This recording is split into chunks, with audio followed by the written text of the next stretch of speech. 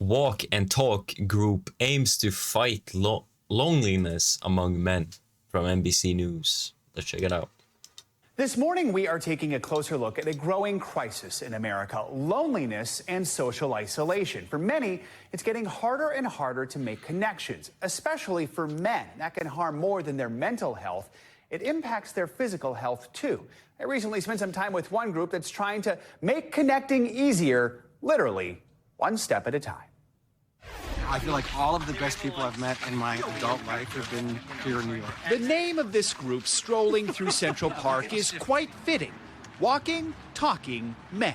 I'm trying to get better at finding time for myself. Twice a week, that's exactly what they do, candidly chatting about their lives. They're getting the kind of connection that they need and that they haven't had in their life. It used to make me uncomfortable to be around other men. trying to be a friend. Trying to be a friend. I wasn't sure how to do it. Mark Green co-founded the group last year, finding no shortage of interest. We have huge numbers of social isolation for men, for everyone, but for men specifically. Show of hands, before this, who here was feeling lonely? It's not easy to admit, but they're far from alone. One study finds just 27% of men have at least 6 close friends. 15% report having no close friends. I had thought I had a lot of friends, and I did, but when I really looked at the connections I had with them, I realized that something was missing a little bit. In 2023, the Surgeon General issued an advisory about loneliness, saying it increased the risk of premature death by 26%, on par with smoking 15 cigarettes a day. If I have a busy day, I never have a problem with loneliness. Matt Ritter and Aaron Carroll created a podcast, Man of the Year, to address the issue. In high school, you learned sex ed, but you never learned friend ed. Especially for men, we need tools. They tell men, find your third place. Not home, not work, but someplace you can find guys with similar interests. And when you make that connection, plan something. People are afraid, oh, if I text Jim, Jim's not going to like it. Trust us, he's waiting for you to text him. Their advice, TCS. Text weekly, call monthly, see each other quarterly. These walking, talking men have learned the benefits of face-to-face meetups. I got a little bit of exercise for my body and for my brain and my heart, too. It's only been a few months, but is it fair to call this life-changing? Yes, it's changed my life. I think Men create bonds through some physical activity or something strenuous or stressful together. Like, basically, think of it as like, you know, when we were hunters and gatherers, it's like men grouped up and like had like a common goal of fucking killing the mammoth or like hunting. It's like you cooperate through something physical. And they did it kind of correctly with the walk, but there's many other things to do as well. Sports, I mean, you can do rock climbing. I would recommend some kind of combat sport. There you can meet some pretty good men. But we don't create connection through like sitting and like just talking. Like you need to do something, like conquer something, like a mountain, go hiking with your men. Yeah. And we shoulder to shoulder, like not face to face, like shoulder to shoulder. That's how you connect. Cause it's like no stress. Does that make sense? the thing that I want to communicate to men is that anyone can do this. Just walk the walk and talk the talk. And I'm excited to have Mark Green himself in studio with me this morning to talk further about this, because we had such a great conversation about this, and there's so much more I know that we can cover. You've been doing this about 8 or 9 months now. You posted something on Reddit, and what was the response like when you did that? What was interesting is a number of men emailed me and they said, oh, I already know what this is. I already get this. I understand why I need this. And in some situations, it was the wives who saw it, who sent it to their husbands or their significant others and said, you should look into this, right? Yeah, absolutely, because they've already been in conversation about this issue, right? Like you don't have enough friends, you need to develop that part of your life, and men already know it. We showed some research there, but I want to add some more research there about feelings of loneliness spanning generations. More than half of Gen Z, Millennials, and Gen X experience loneliness. Almost half of baby boomers do. I know you're familiar with some of the research, but talk about what seems to make it harder for men to make connections with each other? Well, there's a researcher here at NYU named Niobe Way who wrote a book called Deep Secrets. And basically, she discovered that the cultural messages to boys and men are basically that as we get older, we shouldn't need close friendship. We shouldn't be so emotionally expressive. We should be tough and not ask for help. If we're going to talk to other boys and men, we should talk about, cards or sports, nothing deep. And the end result of all of that is that we disengage from our friendships. Her research shows that by late adolescence, boys are letting go of those close friendships, which earlier they said they would go crazy without. And oftentimes men are told to be competitive, which is at odds with being a good friend, right? Exactly. You can't do a hyper-competitive version of masculinity and still form the kind of close friendships that we need. It kind of makes sense, and we talked about this. I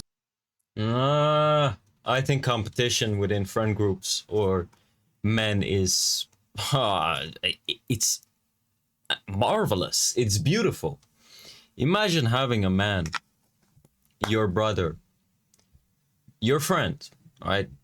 Let's say you have your friend and he's like top tier fucking at something. I don't care what is useful.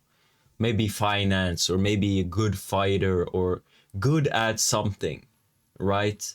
And to have that, like that competition, it's like, it is nice to have like competitive friends that go out there and fucking crush it and win in whatever domain they specialize in, you could say.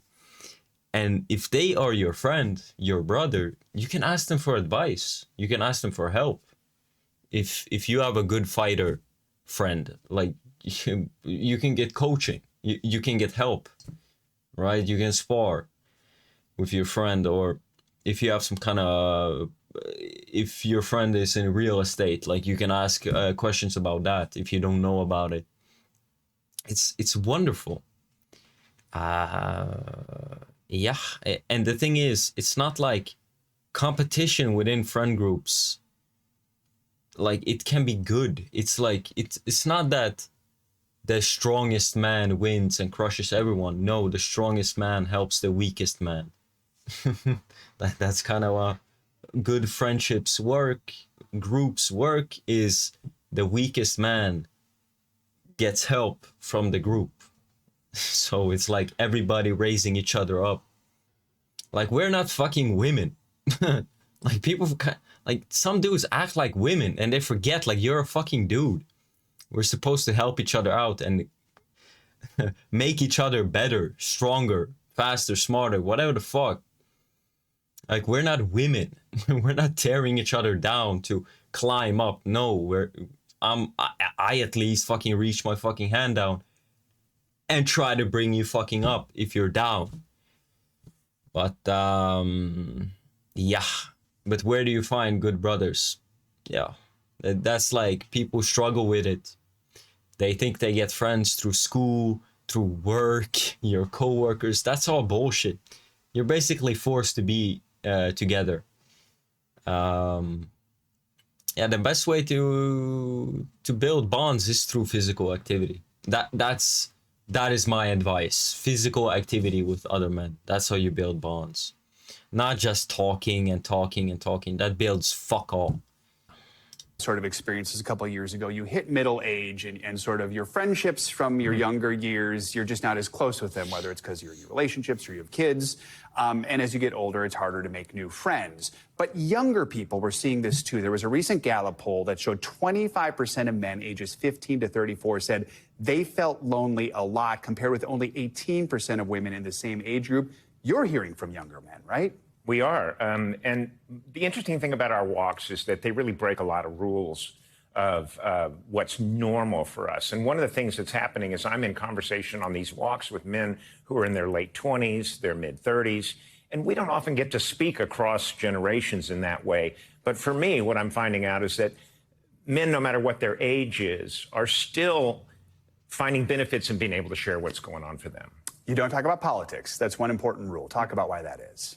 Well, there's enough places to have those conversations. And also, I think politics often can be divisive, intentionally divisive. You know, you get people motivated to engage politically by picking a conflict for them and trying to get them to buy into it. But for men, what we're discovering on our walks is that when we stay more focused on what's going on for us in our lives, in our relationships, we get a huge benefit from that, and politics isn't very conducive to those conversations. One of the men we spoke to in the piece there, Jonathan Jacobs, he started a chapter in LA earlier this year. He's had more than 100 people show up overall. Yeah. Real quick, we only have a few seconds here. You're hearing from people all over the country, right? Absolutely, especially once the story ran on NBC last night. It's sort of a if you build it, they will come moment. And when men hear about this, we're hearing, we've got signups now from Georgia, Wisconsin, Michigan, all over the country. I feel like you're going to be hearing from a lot of folks. You're going to be helping them do a lot of good. Mark Green, appreciate you having this candid conversation with us. It's an important one. Huge pleasure to be here. All right. We thank you for watching. And remember, stay updated on breaking news and top stories on the end. Let's check some comments. This is why it's important to have hobbies outside of work. A good mentor of mine, an older gentleman, a former co-worker, used to tell me that you can count your true friends on one hand. And it was good to have this man in my life. We would have conversations about everything. From sports to music, movies and TV shows to health, fitness, work and life. I treasure the conversations we had. He passed away in 2020. But his words, advice, his memory, I now share with others in my life who look up to me. Yeah, this is the thing, like, mentorship is dead in today's world.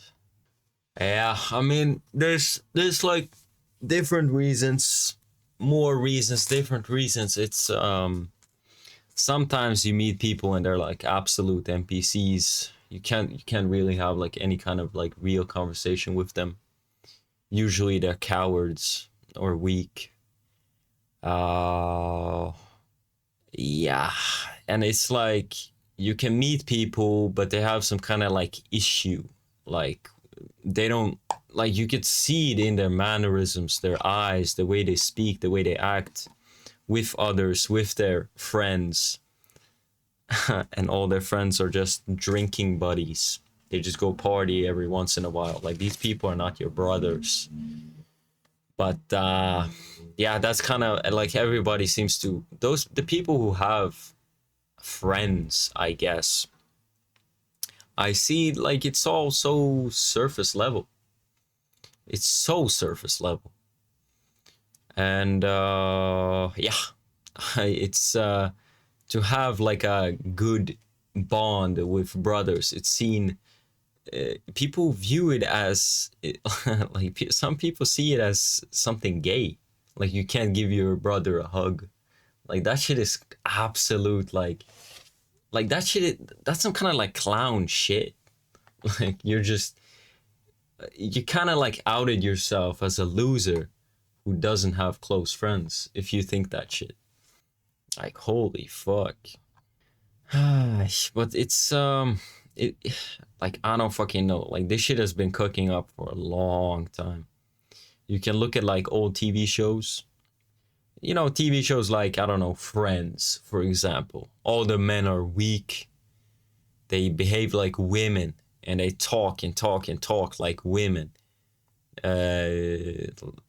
Like the messaging has been wrong in media, and yeah, people just don't know how to fucking act right, and nobody is themselves. That's the thing. Like everybody wears like a fucking facade, a mask, and a person like me, like I'm fucking, like I'm simple. Like I kind of see that shit and I'm like, you schemer. Like you're gonna stab me in the back for sure. I'm getting a knife in my throat while I sleep. Like that's sometimes I meet people and they give that vibe and I'm like, fuck.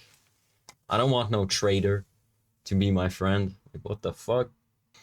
May I meet some people with character, somebody who has some kind of stake or purpose in life, right? That wants to be the best in something or learn something and you know, conquer something through work, through something.